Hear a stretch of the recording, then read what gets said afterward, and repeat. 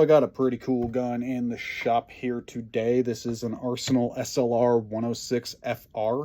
If you are not familiar with that particular Arsenal, it is one of the stamped models, so they are made here in the US on Bulgarian parts kits. It is essentially a 100 series Bulgarian gun. You have the 100 series style rear trunnion, and you have a 24 millimeter right hand front threads. So kind of interesting. This one was changed out to half 28, I believe. It's definitely not the 24 millimeter anymore. This one is in for a Krebs mag ejection spring and a action assessment. So what was going on is it was not going into battery. I'm going to pop the safety down there. It was not going into battery. It would come right up to the end here, and you'd have to just jam it home.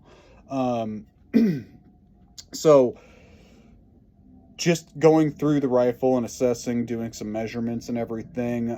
This rifle was built a long time ago. I mean, I think these discontinued in what, like 2012, 2013 or something. It was a long fucking time ago. Not exactly a shitload of AK tools on the market and all that, and all this knowledge that we got now and everything. I mean, things were not quite the same, 10, 12, 13, 14 years ago when they were making these rifles. And so, the specs might not be specs. They might have just come up with something, and that seems to be how it is.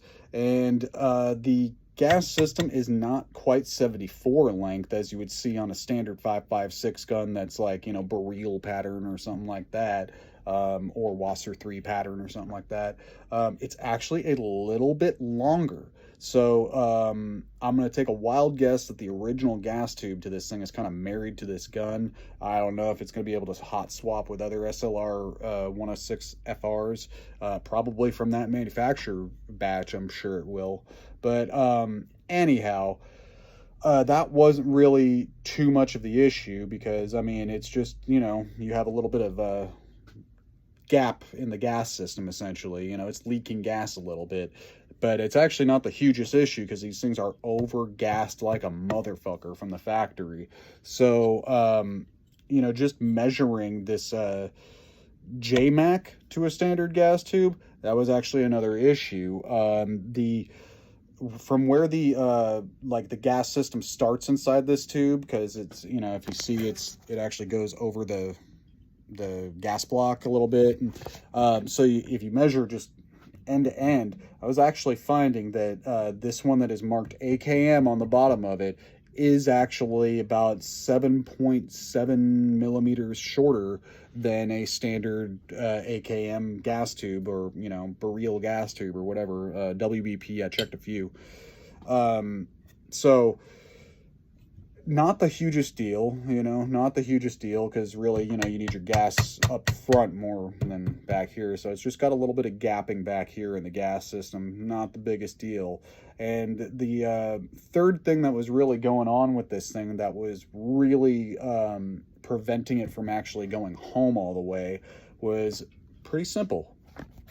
So it's just something you should watch out for, because I mean, this brand is popular. So the screws here that mount to the lower handguard were cranked down way too hard. Like, I mean, I wish I would have put a torque wrench on there, because it was kind of crazy. And also, when I pulled them out, it appears that they were rock set in. I can't confirm that, but whatever kind of adhesive was on the screws themselves was white, so it appears that it was rock set. So I had to really heat this fucker up just to get the screws to move slightly. And the third problem was they were cross-threaded. So the fix to that was just pull the screws out, dunk them in some solvent to get all that shit off, heat them up, chase them through to get all that crap off of the threads. Just as a little courtesy, give them a little bit of oil blackening so they're not, all in the white anymore after all the solvents and everything. And then chasing the threads down here, cleaning the threads and then chasing them down, and then just with no Loctite, very carefully making sure the threads connect down, and just bringing them right to the top of the mounting plate. You don't have to crank them on this thing at all. Despite the fact that the like the normal lug where you go over with the lock on the sight block here is way too far forward, like way too far forward on this thing, which is also the case on just the standard Romanian and the WVP. It will not lock down. It's just too short. The gas system on this thing is just too long. So despite that, it's not going to lock in. You're not going to loosen up down here just bringing it down to the plate, because I mean, these threads are actually kind of tight. They're very tight.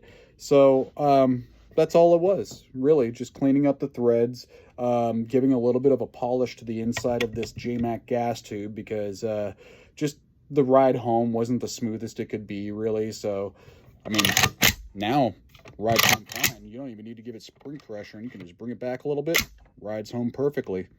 So if you're having trouble getting your gun into action, I mean, the first thing you want to do is check from the gas block back, because chances are it's going to be something hanging up your piston. And if you find no obstructions up there, easiest way is pull everything back out and just manually push the thing forward with no gas tube in there, and watch for any obstructions in the back. But that is so unlikely, it's not even funny. So unlikely. I mean, yeah, maybe you got a bent rail or something like that. That's very rare, though. So you want to check more in the gas system if you're having trouble going home. And this thing seems to be operating perfectly fine now, so I guess we will see after a couple test shots.